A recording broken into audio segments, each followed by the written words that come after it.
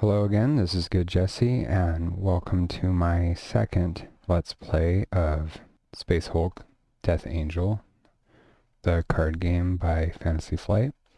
Sorry for not having an introduction on the last video. I've been messing around with some new camera stuff and lighting, etc. The last video was my third or fourth attempt at recording, so I forgot to do an introduction. So if you didn't watch the previous video, this is a cooperative game. Some might call it a dungeon crawl. It is obviously based on Space Hulk, the board game. And I think it does a really great job of emulating, bringing a lot of the board game to this card format. And I would compare it quite a bit to Warhammer Quest, the adventure card game, although this one is distinctly its own thing. There are some similar elements, such as moving from location to location and being swarmed by enemies. And with that being said, I think I'll just go ahead and get started. So the first thing we're going to do is pull an event card to spawn our initial Gene Stealers. So we'll have a major spawn and a minor spawn. Major spawns for 6 Terminators are 2 Gene Stealers, and minor spawns are 1. So we're going to have a major spawn at the green location, which is the corridor. Pulling from its side, these are the Gene Stealer blip piles. And then a minor spawn on the red location, ventilation duct. The first one was a regular corridor. And then that's all we do. We ignore the text for the first spawn. Then we start with the first round, the choose actions phase. Okay, I think I want to do move and activate with yellow, and then I'll attack with green and purple. Each Terminator has the 3 basic actions of support, move plus activate, or attack, but each team has a specific set of sub-abilities that also get activated during a round in which you do any 3 of the basic actions. And that makes your activations much more puzzly and crunchy, delicious. And then in addition to that, every single card has an initiative number, and it forces the Terminators to act in sequence to their initiative. So it adds an extra layer of complexity to the puzzle. So it's not just about choosing the right moves, but it's about choosing them to play out in the proper sequence as well. So starting with the lowest number, 9, reorganize, move and activate. Now the yellow team has the ability to move to any position in the order and swap places with any other Terminator. Normally a move and activate allows you to only swap the adjacent position. And what I want to do, I believe, is I'm going to move Brother Claudio into his yellow teammate's space. Just, this guy has a melee attack, so I want him to be not at the edge. And then, as far as the move for Brother Goriel, he is not going to move. And then, a move action is followed by the ability to change facing. So then we're going to change facing from Brother Claudio, so he's facing towards the threat. And Goriel will face the door. And then they can activate a valid terrain piece. So he's going to activate the door, place one support token on this card. When traveling, the current player may first slay one Genestealer in the formation for each token on the card. So this sort of just simulates closing the door behind you and sealing it, so leaving Genestealers behind. When either of the blip piles are empty, we immediately travel to the next location at the end of that particular phase. And any Genestealers with us move with us, which is another similarity with Warhammer Quest, the adventure card game. So that is the end of their activation. Next is 14, Flamer Attack. Brother Zale has a special ability with the Flamer, but there's no targets. Omnio is just going to use his Stormbolter. And he'll attack, he's got range 2, so 0, 1. He'll attack this blip pile, looking for a skull. He got it. Just want to reduce the threat there. Okay, takes out one Genestealer. There's no experience points in this game. And then I believe that is it for purple. Lastly, Dead Aim. Attack. I'm going to attack with Brother Noctis. Range 2. I'm going to fire at this Genestealer. Got a skull, so it is killed. It's a 50% chance of rolling a skull. Okay, not too bad. That's that. That's the end of the resolve actions phase, which was actually the second phase. Third phase is Genestealer attack phase, starting from the left down, left, right, top, down. So in order to survive an attack, the Terminator has to roll a higher number than the amount of Genestealers in the swarm, which is the each group of Genestealers is called a swarm. So Brother Omnio needs to roll a 2 up, and he dies.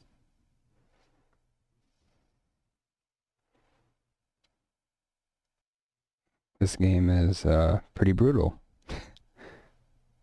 Now I need to shift the formation to fill the gap. I believe in my first playthrough I was doing it slightly wrong, whereas I was cutting off from here and moving all of this up. According to the example, I would be moving this up.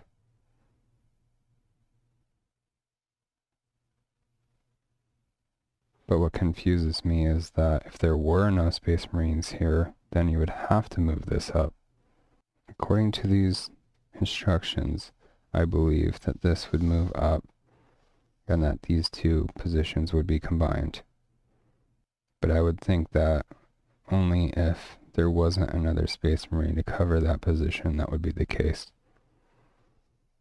So, let's just make it up. I'm just going to move these guys up like that. That'll really sell a game. Just having to look up a FAQ within like the first 5 minutes of a video. Don't you want to play this game now? That's the end of the Genestealer attack phase. Event phase. So we pull an event card. The Swarm. Place 2 Genestealer cards into each blip pile.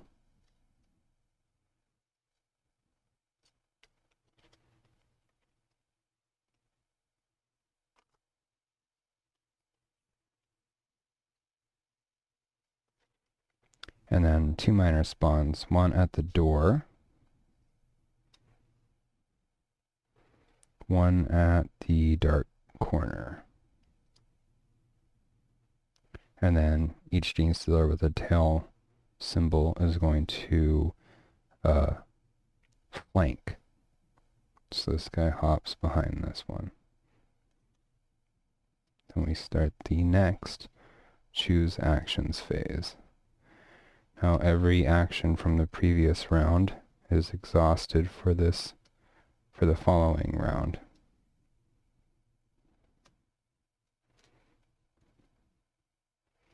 Interesting. With Brother Claudio in the power clause. Instead of attacking with Brother Claudio, you may slay up to 3 Genestealers within one range of him, ignoring facing. I never realized this before because it's never come up. They don't all have to be from the same swarm, so he could spin attack and take out both these guys. Guess what he's gonna do? He's gonna spin attack. Okay, I think with Brother Zale, I'm just going to move and activate. And I think I also want to do a support action each time Sergeant Gideon rolls. That's good. So yeah, we'll get to it in a second.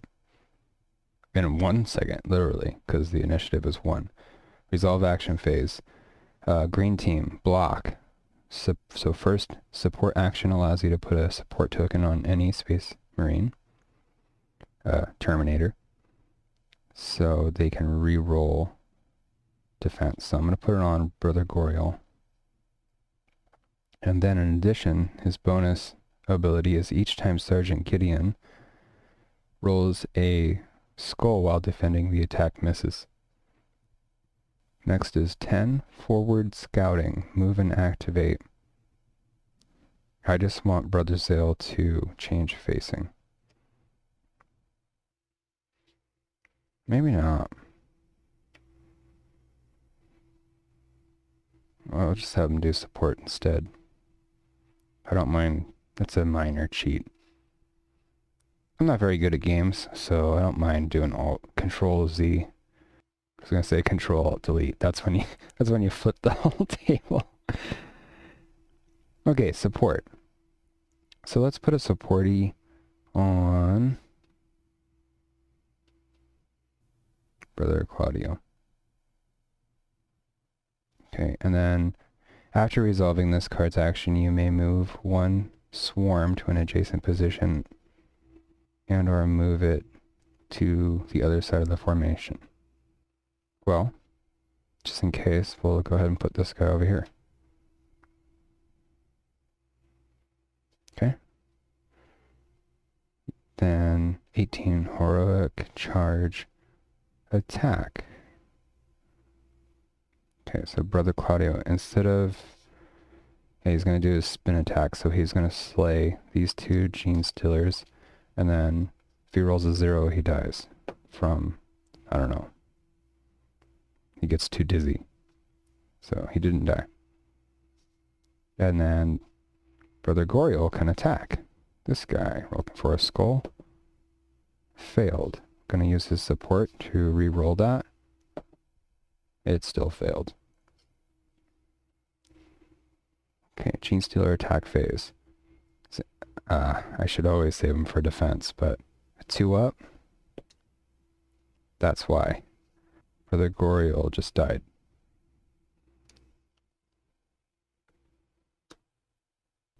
And then, wow, this is a... well, I said I wanted it to be a short game. I don't think we're gonna win this one. Holy crap. Okay, event phase. At least it'll be easy to edit. They're everywhere. Spawn 1 Genestealer in front of each Space Marine that is not engaged with the swarm. Okay, so 1 from this blip pile. And 2 from this one. I mean, this feels like Space Hulk. This is actually making me want to take out the base game and work on a custom solo variant. Okay, then, in addition to that, 2 minor spawns. Dark Corridor.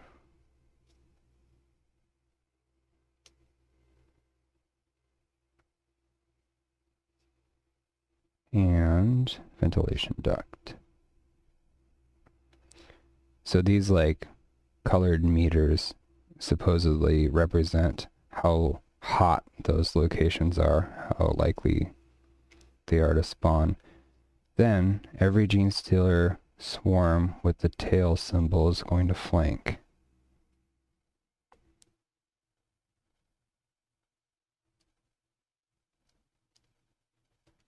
Okay. Well, it's been action-packed. Next, choose action phase. So these are going to become available again. And these are going to exhaust. I mean, if I really die so fast, maybe I'll do a third Let's Play. Who knows? And by the way, the reason I chose the same team as the first playthrough is because I wanted to try and memorize how these guys work. I'm not too good at taking a bunch of new variables all at once, so my hope was I'd do better this time. Well, I think I want to attack with the big flamer, the heavy flamer. Yeah, I guess I'll attack with green team as well. And I will support with the yellow team. Okay, going in initiative order. Resolve actions phase. 2. Defensive stance. So 1 support token on any Space Marine who looks like they're going to need a reroll. Brother Zale. Each time one of your defending Space Marines spends a support token to reroll a die, the attack misses unless the new roll is a 0. So if he needs it... Okay, so that's the end of that action. Next, 14, Flamer attack. Here we go. When Brother Zale attacks, ignore all skulls rolled. Instead, slay a number of Genestealers in the swarm equal to the number rolled. So he's going to target 0-1 range. This swarm here, come on. Alright, boom. 4. 4 units of death. That's that. And then dead aim. Sergeant Gideon has a range of 0, so he can only attack in melee. Range 2. Brother Noctis attacking, shooting at this Genestealer pool. He got a skull, so this one goes bye-bye. Okay. Genestealer attack phase. Left, right, top, down. So he needs a 2-up. He got it. Claudio needs a 3-up. Ooh, nice. Don't even have to use that. And then it is the event phase. Surrounded. Instinct. Choose a Space Marine. Move all Genestealers from every position to the chosen Space Marine's position. Do not change their side. It's funny they actually show the Power Claw Brother Claudio, because that's my sentiment exactly. It's like, time for a spin attack. Luckily there's not a ton, so only this one just comes down. So that happens before these instructions. So in addition to that, we're going to have 2 minor spawns. One on the ventilation duct. One on the dark corner. Okay. And that's that. Choose actions phase. So these refresh. I'm hoping that the lighting is a little bit better in this video than the previous one. I noticed that my camera lens wasn't able to get a very crisp focus. So I tried to improve that as much as I could, which was a very minor amount. It's going to take some experimentation to try and get a better focus. I won't bore you with the details. Let's move on. Choose actions. Okay.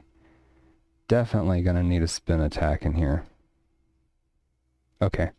I'm going to support because Sergeant Gideon gets a bonus to his defense. And we'll move and activate with purple. Resolving the actions.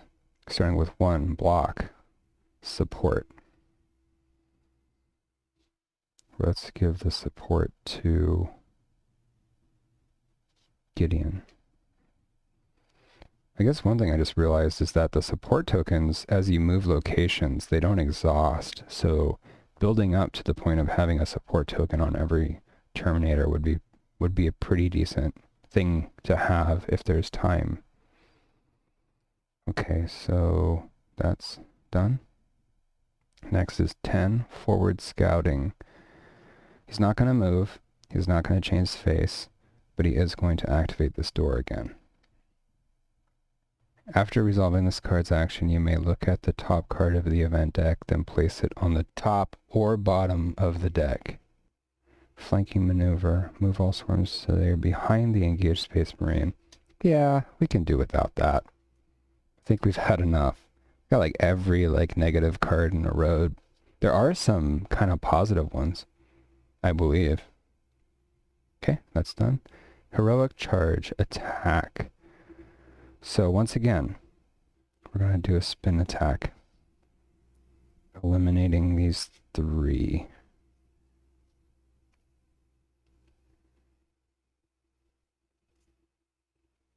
Yeah. It helps to look at what symbols they have. It's part of the strategy. And then, does he die?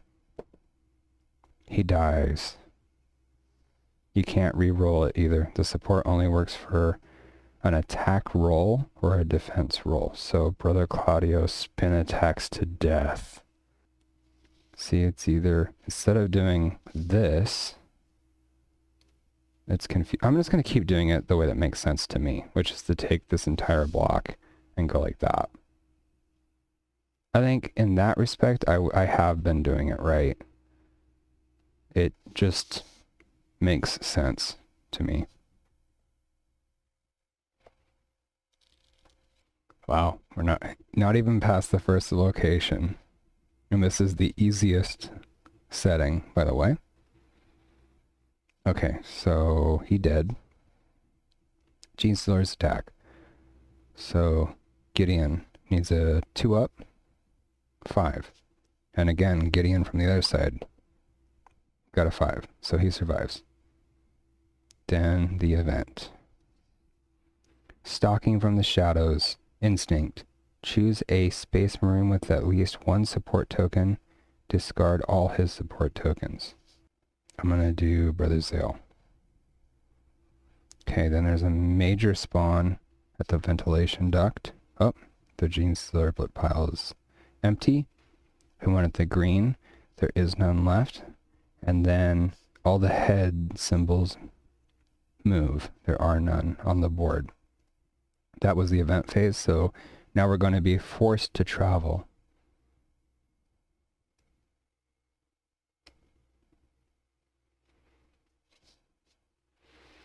Oh, fun. Teleportarium. Activate control panel. Each Space Marine must discard 1 support token or roll a die. On a 0, the Space Marine is slain. Then, regardless of the dice rolls, discard all cards from both blip piles. Oh, cool. Too bad we'll probably die before we get to play this out, but let me go ahead and start setting this up. Oh, so first of all, as we move from the previous location, the door has 2 activations, so we can leave 2 Genestealers behind. Sick.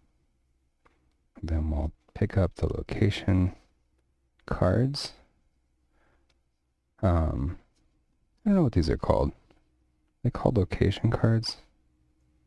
Actually, terrain. It is called terrain cards. I kept calling them that earlier and I felt silly. It'd be kind of cool if there were some 3D prints of these, just to give a little bit of miniature 3D quality.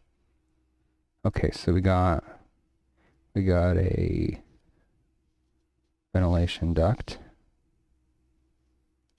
a dark corner,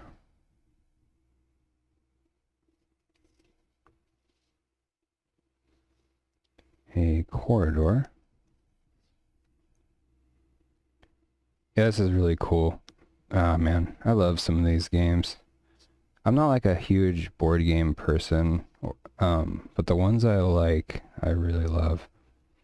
But like, I love how it's simulating.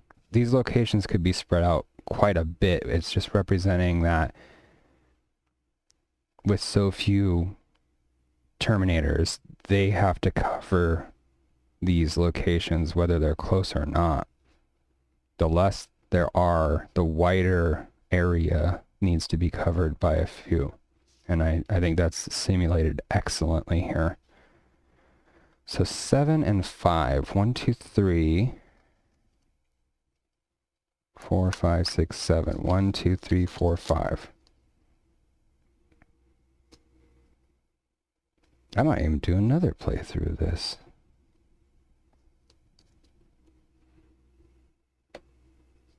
So let's see, control panel, activate. Use the current location cards, activate control panel ability. Okay, so basically we need to get support on all three of these guys and then activate this. Regardless of the dice rolls, discard all cards from both blip piles. That's going to make some interesting dynamics. So when we choose to teleport, it will depend on how many Genestealers are on the field. So we may not want to just do it right away, but if we can get there quickly, we only have one with us right now. Okay, so that's the end of the event phase. Choose actions phase. Refresh these. Yeah, I'm having fun. Even though I'm getting my butt kicked, it's interesting, and that is more valuable than victory.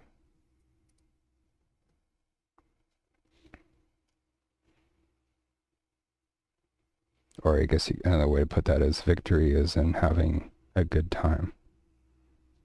Or victory is in time well spent. This is the best way I can spend my time. It's sunny outside. I got the shades drawn. Some artificial light lighting the table. Some artificial science fiction. Purple will need to do support. And green will attack. Probably won't survive this round. So starting with support. I put a support token on Brother Zale.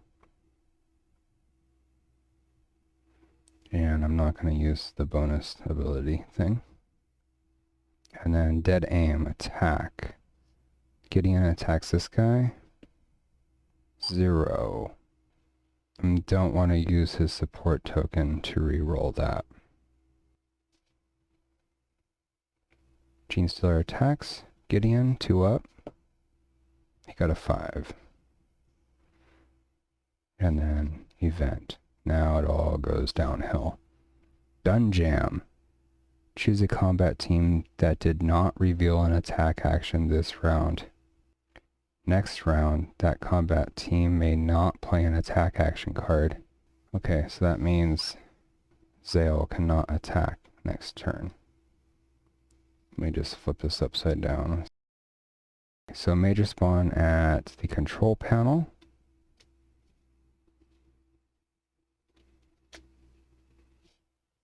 And a minor spawn at the ventilation duct.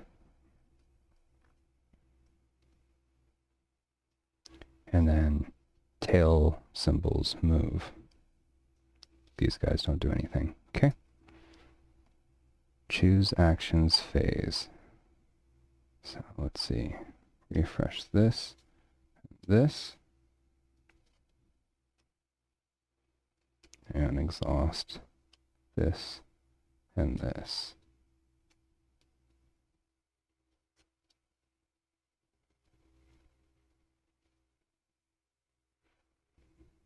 Support 1 initiative and move and activate 10 initiative. This is as good as it could be. So first, support. Put it on Brother Noctis. Okay, Gideon gets a defense bonus. That probably won't come up. Move and activate. So, Brother Zale will not move. He will change facing. And then he will activate the control panel. Each Space Marine must discard one support token or roll a die. We all have tokens. Discard all the cards from each blip pile. So I'm just going to put these on the bottom.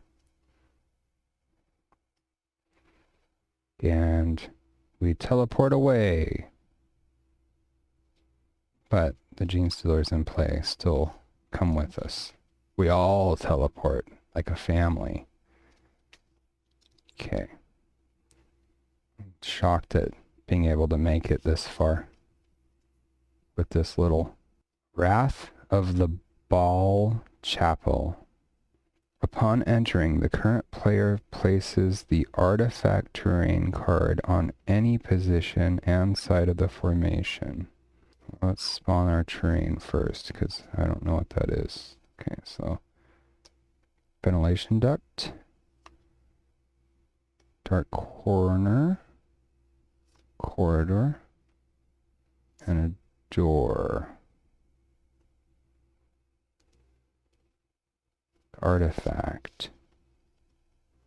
Cool. Cool art. Active Ace.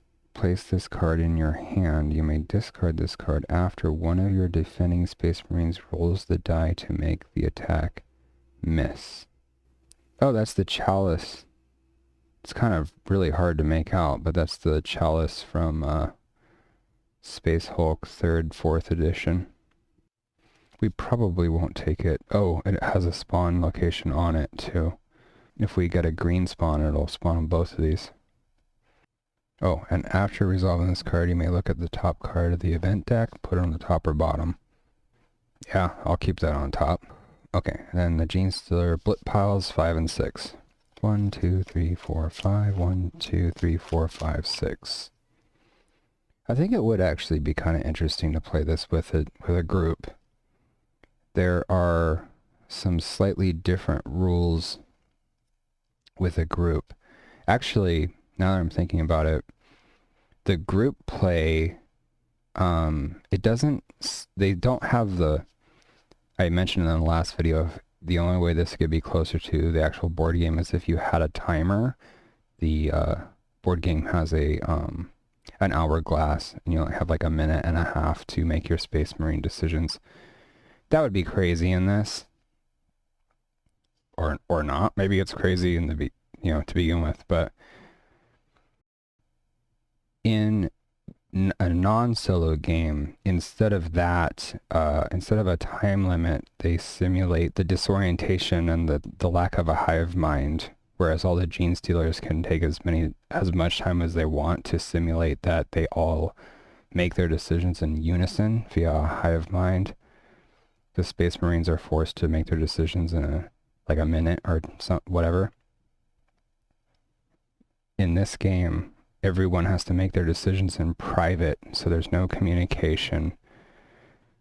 I think you might be able to say something vague, but yeah, it's pretty clever actually. I'd like to experience it perhaps if I ever get the chance. Moving on. It is the Gene Stealer attack phase. Okay, so yeah, oh for sure. 3 up, 0. Brother Zale dies.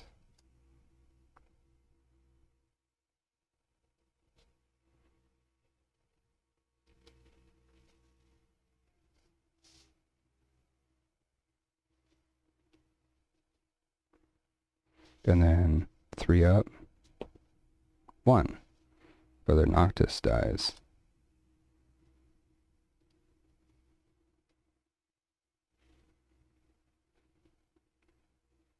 Alright, event phase. Choose a Space Marine and roll a die. If you roll a skull... Nope. Slay Gene Stealers, but I didn't. 2 major spawns. Here. And, oh crap, on both the greens. So 4. 1, 2, 3, 4. 1, 2, 3, 4, 5, 6. So it's pretty much impossible for him to survive.